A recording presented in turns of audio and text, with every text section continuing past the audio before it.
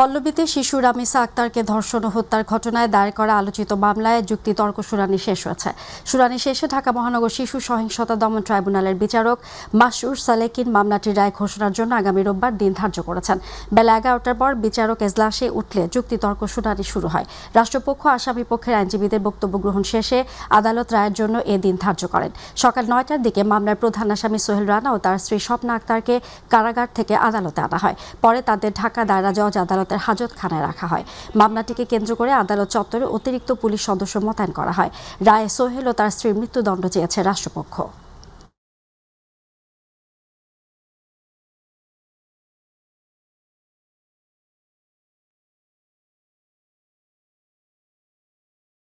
আমরা তারপর আর্গুমেন্ট করেছি, এই মামলার ভিকটিম রামিসা আক্তারকে যেভাবে ধর্ষণ এবং হত্যাকাণ্ড ঘটিয়ে তার দেহ খণ্ড বিখণ্ড করে লাশ গুম করার জন্য যে কার্যক্রমগুলো করেছিলেন আসামি দ্বয়, একজনের সহায়তায় আরেকজন অর্থাৎ 1 নম্বর আসামি কর্তৃক 2 নম্বর আসামির সহায়তায়, সেই ঘটনাগুলো সকল সাক্ষীর সাক্ষ্যে নিরঙ্কুশভাবে প্রমাণিত হয়েছে।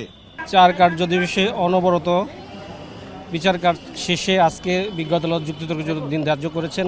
রাষ্ট্রপক্ষ এবং স্টেট ডিফেন্স লয়ার হিসেবে আসামি পক্ষে আমি যুক্তিতর্ক উপস্থাপন করেছি। আগামী 7 তারিখ 7/6/2026 তারিখ এই মামলা বিজ্ঞ আদালত রায়ের জন্য দিন ধার্য করেছেন। আশা করি বিজ্ঞ আদালত আগামী 7/6/2026 তারিখ রায় প্রচার করবেন। যেহেতু এই আসামি নিজেই গতকালকে বিজ্ঞ আদালতে নিজেকে দোষী বলে আদালতের নিকট ক্ষমা প্রার্থনা করেছে, সেহেতু আমি বিজ্ঞ আদালতে বলেছি তার সাক্ষ্য এবং রাষ্ট্রপক্ষের সাক্ষ্য আমাদের যুক্তিতর্ক অনুযায়ী বিজ্ঞ আদালত ন্যায় বিচার যেন প্রদান করে। বাংলাদেশ নৌবাহিনী প্রধান অ্যাডমিরাল এম নাজমুল হাসান বলেছেন, জাহাজ নির্মাণ শিল্পে বিদেশি নির্ভরশীলতা হ্রাস করে স্বনির্ভরতা আনয়নের জন্য কাঁচামাল আনুষঙ্গিক যন্ত্রপাতি দেশে উৎপাদন করা প্রয়োজন। এ বিষয়ে প্রয়োজনীয় পদক্ষেপ গ্রহণের বিষয়ে আমরা বর্তমান সরকারকে অবহিত করেছি। সেই সঙ্গে আধুনিক জাহাজ নির্মাণ এবং বিভিন্ন সক্ষমতা অর্জনে সরকারের পক্ষ থেকে পূর্ণ সহযোগিতার আশ্বাস দেওয়া হয়েছে। সকালে নারায়ণগঞ্জের সোনাকান্দায় অত্যাধুনিক ফ্লোটিং ক্রেন বিএনএফসি বলিয়ান হস্তান্তর অনুষ্ঠানে প্রধান অতিথি হিসেবে উপস্থিত থেকে তিনি এসব কথা বলেন। বর্তমান সরকারের প্রতিরক্ষা নীতি বাস্তবায়নের লক্ষ্যে ডিডব্লিউ লিমিটেডকে একটি স্বনির্ভর শিপইয়ার্ডে পরিণত করতে বিভিন্ন উদ্যোগ গ্রহণ করা হয়েছে। এরই অংশ হিসাবে এই ইয়ার্ডের সক্ষমতা বৃদ্ধির লক্ষ্যে অবকাঠামোগত সম্প্রসারণের উদ্দেশ্যে নতুন ভূমি অধিগ্রহণের উদ্যোগ গ্রহণ করা হয়েছে। জাতীয় বাজেটে নবায়নযোগ্য জ্বালানিকে অগ্রাধিকার দিয়ে কর ও শুল্ক সুবিধা, সহজ অর্থায়ন এবং কার্যকর নীতিগত সহায়তা নিশ্চিত গ্রহণের দাবি জানিয়েছেন পরিবেশবাদীরা। সকালে ময়মনসিংহে বৈশ্বিক জ্বালানি সংকট ও নবায়নযোগ্য জ্বালানি প্রাক বাজেট মিডিয়া সংলাপ শীর্ষক এক সংলাপে দাবি জানানো হয়। নগরীর একটি ট্রেনিং সেন্টারে এ সংলাপের আয়োজন করে পরিবেশবাদী সংগঠন প্রতিবেশ ও উন্নয়ন ফোরাম এবং অন্য চিত্র ফাউন্ডেশন। প্রতিবেশ ও উন্নয়ন ফোরামের সভাপতি সেলিমা বেগমের সভাপতিত্বে অনুষ্ঠানে বক্তব্য রাখেন ফোরামের সাধারণ সম্পাদক মোস্তফা মোহাম্মদ খায়রুল আলম তুহিন ও অন্য চিত্র ফাউন্ডেশনের নির্বাহী পরিচালক রেবেকা সুলতানা। আমার নিজস্ব ধারণাটি হচ্ছে আমি গ্রামে বড় হয়েছি।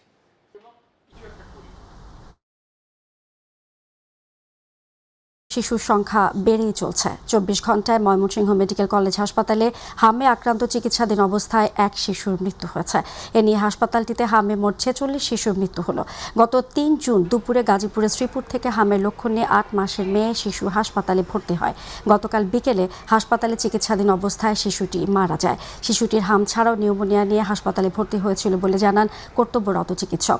হাসপাতাল কর্তৃপক্ষ জানায়, হাসপাতালের আইসোলেশন ওয়ার্ডে নতুন করে ভর্তি হয়েছে 25 শিশু, সেই সাথে সুস্থ হয়ে বাড়ি ফিরে গেছে 36 শিশু।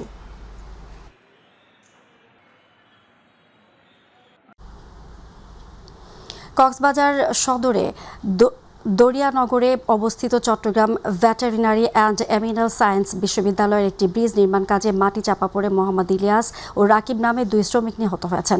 এ ঘটনায় শাহজাহান নামে আরও একজন শ্রমিক গুরুতর আহত হয়েছেন। দুপুরে বিশ্ববিদ্যালয়ে চলাচল পথের কালভার্ট ব্রিজের মাটি কাটার সময় এ দুর্ঘটনাটি ঘটে। নিহতদের বাড়ি চট্টগ্রামের বাঁশখালীর চম্বল এলাকায় বলে জানা গেছে। স্থানীয়দের অভিযোগ, নির্মাণ কাজে প্রয়োজনীয় নিরাপত্তা ব্যবস্থা নিশ্চিত না করায় এ দুর্ঘটনা ঘটেছে। তারা ঘটনার সুষ্ঠু তদন্ত এবং দায়ীদের বিরুদ্ধে প্রয়োজনীয় ব্যবস্থা গ্রহণের দাবি জানিয়েছেন। একটা কালভার্টের কাজ চলতেছিল, নিচে 3 জন লোক কাজ করতেছিল, উপর থেকে মাটি ধসে পড়ে, ওনারা মাটি চাপা পড়ে। পরবর্তীতে ওনাদের কর্মীরা এখানে ওনাদেরকে উদ্ধার করে হাসপাতালে নিয়ে যায়। আমরা আসার আগে ওরা হসপিটাল, ওদেরকে 3 জন অ্যাক্সিডেন্ট করছে, 3 জনকে হসপিটাল নিয়ে গেছে। 2টা মিশুকু করে 3 জন লোক নিয়ে যাচ্ছে। একজনের চেহারা একবারে মনে করেন সেট হয়ে গেছে, আরেকজনের ওই গেড়ির থেকে আঘাত পেয়েছে, মানে সে ভেঙে গেছে গেড়িটা। চাঁপাইনবাবগঞ্জের সীমান্ত এলাকায় ভারতীয় সীমান্তরক্ষী বাহিনী বিএসএফ এর বিরুদ্ধে 28 জন ব্যক্তিকে বাংলাদেশে পুশিনের অভিযোগ উঠেছে। ভোররাতে জেলার গোমস্তাপুর উপজেলার বাঙ্গাবাড়ি সীমান্তে ঘটনা ঘটে। 16 বিজিবি অধিনায়ক লেফটেন্যান্ট কর্নেল মোহাম্মদ আরিফুল ইসলাম মাসুম জানিয়েছে, ঘটনার পর বিএসএফ সীমান্ত এলাকায় অতিরিক্ত সদস্য মোতায়েন করেছে এবং বিভিন্ন পোস্টে অবস্থান নিয়েছে। এ অবস্থায় পরিস্থিতি নিবিড়ভাবে পর্যবেক্ষণ করছে বিজিবি। এদিকে সীমান্তে নিরাপত্তা ব্যবস্থা জোরদার করা হয়েছে। নিয়মিত টহল বৃদ্ধি এবং সার্বক্ষণিক নজরদারির মাধ্যমে পরিস্থিতি নিয়ন্ত্রণে রাখার ব্যবস্থা নেওয়া হয়েছে।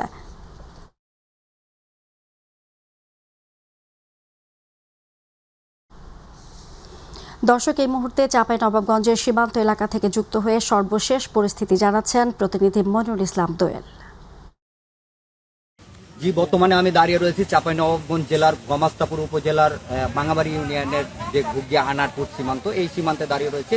এখানে যে ঘটনাটি ঘটেছে, যে গত রাতে বিএসএফ তাদের যে বৈদ্যুতিক লাইট, এই লাইটটি বন্ধ করে কিন্তু 28 জনকে কিন্তু পুষিনের চেষ্টা করেছে এবং স্থানীয় জনগণদের সাথে নিয়ে কিন্তু এখানকার যে যারা জনগণ এবং বিজিবি এই যে পুশিনের যে ঘটনাটি, এটি প্রতিহত করার চেষ্টা করেছে এবং বিজিবির যে কঠোর অবস্থান বা শক্ত অবস্থান, এই শক্ত অবস্থানের কারণে কিন্তু তাদেরকে তারা কিন্তু এক প্রকার পুশিনের যে বিষয়টি, এটি করতে কিন্তু ব্যর্থ হয়েছে। বর্তমানে এই 28 জনের অবস্থা যদি আপনাদেরকে একটু জানাতে চাই, যে 28 জন কিন্তু যে সীমান্তের যে 100 গজের ভেতরে যে থাকার কথা, যে জিরো লাইন, এই জিরো লাইন থেকে ভারতীয় সীমান্তের যে 100 গজ, এই 100 গজের মধ্যে কিন্তু অবস্থান করছে এবং বিএসএফ এর সাথে কিন্তু ইতিমধ্যে কিন্তু পতাকা বৈঠক করেছে বিজিবি। প্রথমে কোম্পানি পর্যায়ে কিন্তু পতাকা বৈঠক হয়েছিল, কিন্তু সেখানে কিন্তু তারা অস্বীকৃতি জানায় যে তারা এ ধরনের কোনো ঘটনা ঘটায়নি। পরে ব্যাটালিয়ন পর্যায়ে যে ঘটনাটি, আরিফুল হক মাসুমের নেতৃত্বে কিন্তু ব্যাটালিয়ন পর্যায়ে একটি বৈঠক অনুষ্ঠিত হয়। সেখানে কিন্তু তারা কিন্তু স্বীকার করে যে তারা বাংলাদেশি নাগরিক এবং এই যে যারা বাংলাদেশি নাগরিক তাদেরকে কিন্তু এভাবে তারা প্রেরণ করেছে, এই কথাটি কিন্তু স্বীকার করেছে। পক্ষান্তরে কিন্তু 16 বিজিবির অধিনায়ক লেফটেন্যান্ট আরিফুল হক মাসুম কিন্তু আমাদেরকে বলছিলেন, গণমাধ্যমকে জানাচ্ছিলেন যে তারা কিন্তু শক্ত অবস্থানে দাঁড়িয়ে কিন্তু তাদেরকে কড়া জবাব দিয়েছেন। কারণ হচ্ছে যে বিজিবির যে বিষয় বা দেশের অভ্যন্তরীণ যে বিষয়, বা দেখা যাচ্ছে যে বাংলাদেশি যদি হয়ে থাকে, তো বাংলাদেশের যে রুলস বা নিয়ম বা আন্তর্জাতিক যে নিয়ম রয়েছে, এই নিয়ম অনুযায়ী কিন্তু তারা কিন্তু এই যে যারা এই যে পুশিনের শিকার হয়েছে, এই 28 জনকে কিন্তু এই যে আন্তর্জাতিক নিয়ম, এই নিয়ম অনুযায়ী কিন্তু তারা যদি বাংলাদেশি হয়ে থাকে তো তাদেরকে তারা ফেরত নেবে। এই ছিল চাঁপাইনবাবগঞ্জের গমাস্তাপুর উপজেলা সীমান্ত থেকে সর্বশেষ পরিস্থিতি। দোয়েল, আপনাকে ধন্যবাদ। সুন্দরবনে অস্ত্র, গোলাবারুদ, ডাকাতি ও বন্যপ্রাণী শিকারের কাজে ব্যবহৃত বিভিন্ন সরঞ্জামাদি সহ ডাকাত করিম শরীফ বাহিনীর এক সক্রিয় সদস্যকে আটক করেছে কোস্টগার্ড। সকালে কোস্টগার্ড মিডিয়া কর্মকর্তা লেফটেন্যান্ট কমান্ডার সাব্বির আলম সুজনে তথ্য জানান। গোপন তথ্যের ভিত্তিতে অভিযান পরিচালনা করে করিম শরীফ বাহিনীর একজন সক্রিয় সদস্যকে আটক করা হয় এবং ডাকাত করিম শরীফ বাহিনীর ব্যবহৃত একটি আস্তানা ধ্বংস করা হয়। পরবর্তীতে আটককৃত ডাকাতের দেওয়া তথ্যের ভিত্তিতে রাত 10টায় কোস্টগার্ড বেস, মোংলা ও পুলিশের সমন্বয়ে মোড়গঞ্জ থানাধীন পিসি বারৈখালী সংলগ্ন এলাকায় তার বাড়িতে একটি যৌথ অভিযান পরিচালনা করে ডাকাতি ও বন্যপ্রাণী শিকারের কাজে ব্যবহৃত বিভিন্ন সরঞ্জাম উদ্ধার করা হয়।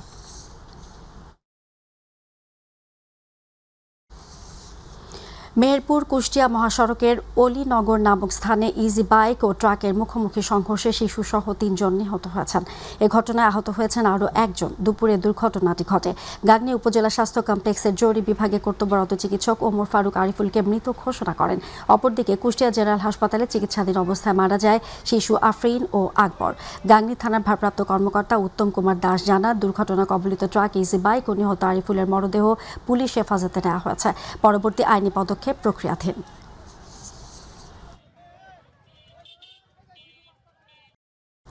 গাজীপুরে বাস চাপায় অটোরিকশা আরোহী 2 জন নিহত হয়েছেন। দুপুর 1:45টার দিকে ঢাকা ময়মনসিংহ মহাসড়কের বাসন সড়ক এলাকায় এ দুর্ঘটনাটি ঘটে।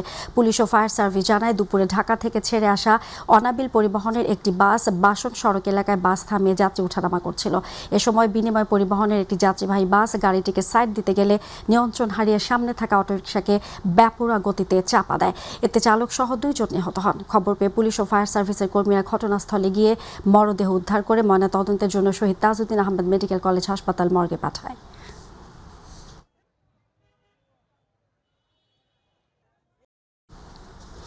বরগুনা শহরের জেলা পরিষদ ডাকবাংলো থেকে এক মা ও তার 2 শিশুকন্যার মরদেহ উদ্ধার করেছে পুলিশ। পাশাপাশি 2টি কক্ষ থেকে তাদের নিথর দেহ উদ্ধার করা হয়। নিহতরা হলেন ইতি রানী এবং তার 2 কন্যা আরাধা ও অনুরাধা। খবর পেয়ে বরগুনা জেলা পরিষদের প্রশাসক নজরুল ইসলাম মোল্লা সহ পুলিশ, ডিবি ও সিআইডির সদস্যরা ঘটনাস্থল পরিদর্শন করেন। মরদেহের পাশ থেকে ঘুমের ওষুধ উদ্ধার করা হয়েছে। বরগুনা পুলিশ সুপার কুদরতি খুদা জানান, প্রাথমিকভাবে এটি আত্মহত্যার ঘটনা বলে ধারণা করা হলেও প্রকৃত কারণ উদ্ঘাটনে তদন্ত চলছে।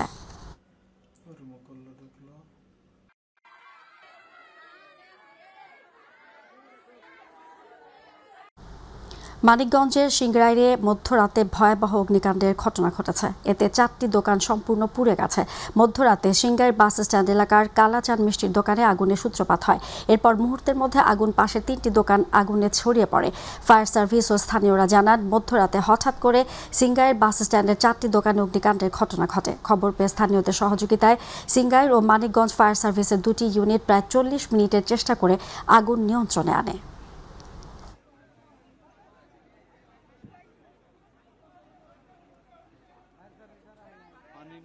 দীর্ঘদিন ধরে পরিত্যক্ত অবস্থায় থাকা লালমনিরহাটের ঐতিহ্যবাহী মোগলহাট স্থলবন্দর পুনরায় চালুর উদ্যোগ নিয়েছে সরকার। বন্দরের সম্ভাব্যতা যাচাই এলাকা পরিদর্শন করেছেন বাংলাদেশ স্থলবন্দর কর্তৃপক্ষের চেয়ারম্যান মোহাম্মদ মনজুরুল মান্নান।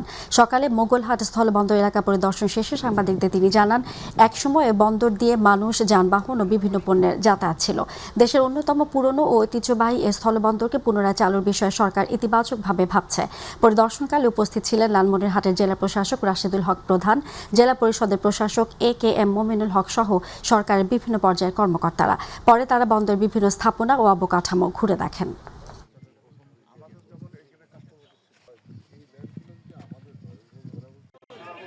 ঐতিহাসিকভাবে এটা অনেক পুরনো জায়গা ছিল, এদিক দিয়ে মানুষের আসা যাওয়া করতো, ট্রেড হতো। সেটাকে পুনরায় চালু করার একটা উদ্যোগ নিতে চান। সরকারও সেইভাবে ইচ্ছা পোষণ করায়। আমি এখানে ফিজিক্যালি আসছি লোকেশনটা দেখার জন্য, এবং এটা ভবিষ্যতে কিভাবে আমরা আগাইতে পারি সেই বিষয়গুলো আমরা এখানে যাওয়ার পরে রিপোর্ট আকারে দেওয়া হবে। সিরাজগঞ্জের উল্লাপাড়ায় 5ম শ্রেণীর এক স্কুল ছাত্রীকে ধর্ষণের অভিযোগে এক বৃদ্ধকে গ্রেফতার করেছে পুলিশ। উপজেলার পূর্ণিমাগাতি ইউনিয়নের দহপাড়া দক্ষিণপাড়া গ্রামে ঘটনা ঘটে।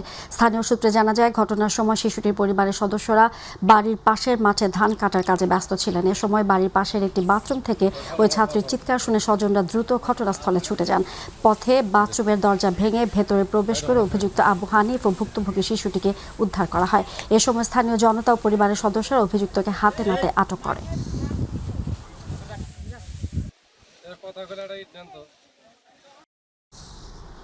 কুমিল্লার 14 গ্রামে উপজেলার যাত্রাপুর গ্রামে মাদকসেবী ও মাদক ব্যবসায়ীদের হামলার প্রতিবাদে বিক্ষোভ মিছিল ও মানববন্ধন অনুষ্ঠিত হয়। গ্রামবাসীরা দোষীদের দৃষ্টান্তমূলক শাস্তির দাবি জানান। বক্তারা অভিযোগ করেন, মাদক সেবনের অভিযোগে আটক কয়েকজন জামিনে মুক্ত হয়ে গ্রামবাসীর ওপর ধারাবাহিক হামলা চালায়। এতে অন্তত 7 জন গুরুতর আহত হন। তারা বলেন, এ ঘটনায় এলাকায় আতঙ্ক সৃষ্টি হয়েছে এবং সাধারণ মানুষের নিরাপত্তা হুমকির মুখে পড়েছে।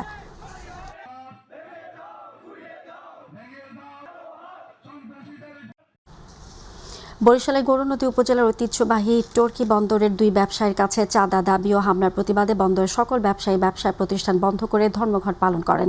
টর্কি বন্দর বণিক সমিতির আয়োজনে সকালে বিক্ষোভ মিছিল করে বন্দরের বিভিন্ন সড়ক প্রদক্ষিণ করে।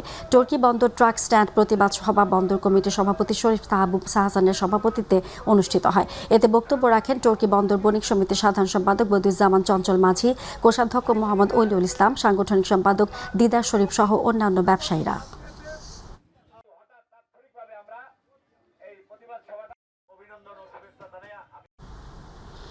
ব্রাহ্মণবাড়িয়ায় বর্তমান সরকারের নির্বাচনী ইশতেহার বাস্তবায়নের আওতায় কৃষক সমাবেশ অনুষ্ঠিত হয়েছে।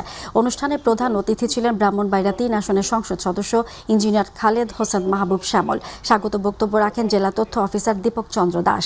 অতিরিক্ত জেলা প্রশাসক রঞ্জন চন্দ্র দে'র সভাপতিত্বে বিশেষ অতিথি ছিলেন ব্রাহ্মণবাড়িয়া জেলা পরিষদের প্রশাসক Sirajul Islam Siraj, police super Shah Mohammad Abdur Rauf, civil surgeon doctor Mohammad Noman Mia, জেলা কৃষি সম্প্রসারণ অধিদপ্তর উপপরিচালক ডাক্তার মোস্তফা ইমরান হোসেন সহ আরো অনেকে।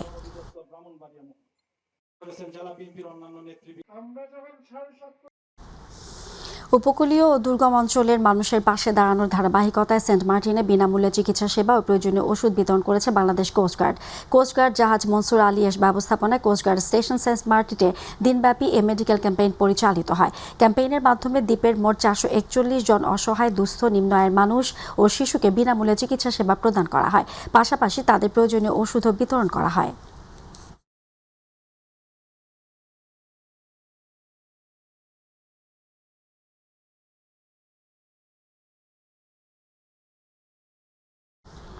স্বাস্থ্য ও পরিবার কল্যাণ মন্ত্রণালয় প্রকাশিত একটি নোটিশ প্রত্যাহার সহ 6 দফা দাবিতে মানববন্ধন বিক্ষোভ কর্মসূচি পালন করেছে চট্টগ্রাম মেডিকেল কলেজ হাসপাতাল ইন্টার্ন ডক্টরস অ্যাসোসিয়েশন 2025-26।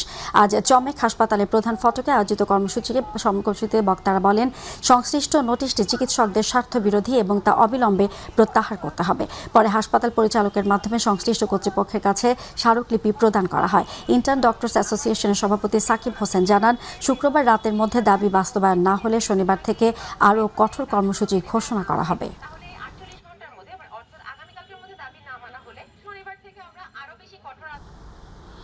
ঢাকার ধামরাইয়ে বাংলাদেশ কওমি মাদ্রাসা শিক্ষা বোর্ডের 49তম কেন্দ্রীয় পরীক্ষায় বোর্ড স্ট্যান্ড এবং মোন্তাজে প্লাস প্রাপ্ত দাওরায় হাদিস সমাপনী কৃতি শিক্ষার্থীদের সংবর্ধনা প্রদান করা হয়। বাংলাদেশে কওমি মাদ্রাসা শিক্ষা বোর্ড মহাসচিব মাওলানা মাহফুজুল হকের সভাপতিত্বে অনুষ্ঠানে কৃতি শিক্ষার্থীদের অভিনন্দন জানিয়ে তিনি বলেন, ধর্মীয় শিক্ষার পাশাপাশি নৈতিক মূল্যবোধ ও আদর্শ সমাজ গঠনে আলেমদের গুরুত্বপূর্ণ ভূমিকা রয়েছে। তারা শিক্ষার্থীদের দেশ ও জাতির কল্যাণে নিজেদের মেধা ও জ্ঞান কাজে লাগানোর আহ্বান জানান।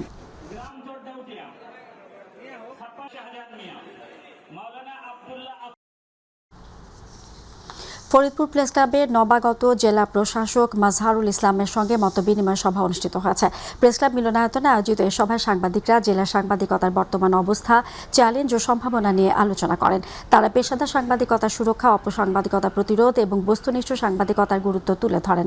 জেলা প্রশাসক মাজহারুল ইসলাম সাংবাদিকদের বক্তব্য মনোযোগ দিয়ে শোনেন এবং প্রশাসনের পক্ষ থেকে সর্বাত্মক সহযোগিতার আশ্বাস দেন। তিনি জেলার উন্নয়ন ও জনস্বার্থে প্রশাসন ও গণমাধ্যমে সমন্বিতভাবে কাজ করার প্রত্যয় ব্যক্ত করেন।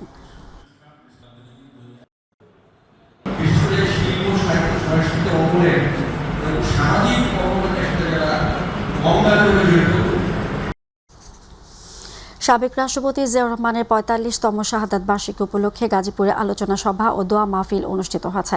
অনুষ্ঠানে তার মুক্তিযুদ্ধের অবদান, রাষ্ট্র পরিচালনার নেতৃত্ব ও গণতন্ত্র প্রতিষ্ঠায় ভূমিকা তুলে ধরা হয়। প্রধান অতিথি ছিলেন মোহাম্মদ নুরুল কবির ভূঁইয়া। বক্তারা বলেন, দেশের স্বাধীনতা, সার্বভৌমত্ব ও গণতান্ত্রিক অগ্রযাত্রায় জিয়াউর রহমানের অবদান ইতিহাসে স্মরণীয় হয়ে থাকবে। শেষে তার আত্মার মাগফিরাত ও দেশ জাতির সমৃদ্ধি কামনায় বিশেষ মোনাজাত করা হয়।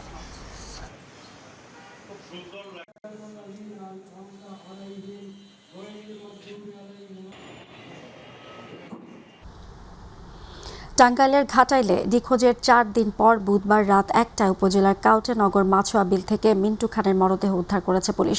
এ ঘটনায় 5 জনকে আটক করা হয়েছে। তার পরিবার জানায়, মিন্টু গত রোববার সকালে বাড়ি থেকে বের হওয়ার পর আর ফিরে আসেননি।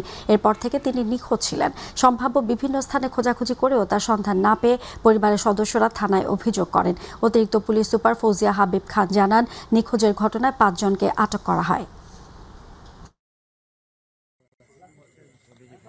মোহাম্মদ আমিনুল ইসলাম খান মিন্টু ওনার নিখোঁজ বিষয়টা যেটি হয় সেই জিডির প্রেক্ষিতে আমরা ঘাটাইল থানা পুলিশ কাজ শুরু করি এবং গতকাল আমার অফিসার ইনচার্জ ঘাটাইল থানা ওনার নেতৃত্বে একটা অভিযান পরিচালিত হয়। সেই অভিযানে আমরা 5 জনকে আসামি গ্রেপ্তার করি এবং নিখোঁজের মরদেহ আমরা উদ্ধার করি।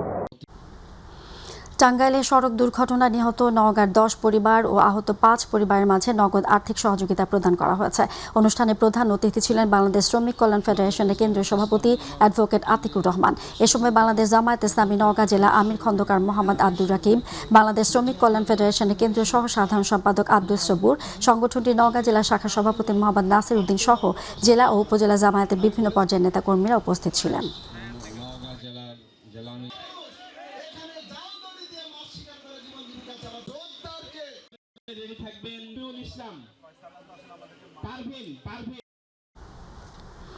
নাটোরের সিংড়ায় উপজেলা প্রশাসনের অভিযানে 2 লক্ষ টাকার প্রায় অর্ধ শতাধিক চায়না জাল জব্দ এবং আগুনে পুড়িয়ে দিয়েছে ভ্রাম্যমাণ আদালত। সকাল থেকে উপজেলা নির্বাহী কর্মকর্তা আব্দুল্লাহ আল রিফাতের নেতৃত্বে অভিযান পরিচালিত হয়। এ সময় উপস্থিত ছিলেন উপজেলা কৃষি অফিসার খন্দকার ফরিদ, সিনিয়র মৎস্য কর্মকর্তা শাহাদাত হোসেন।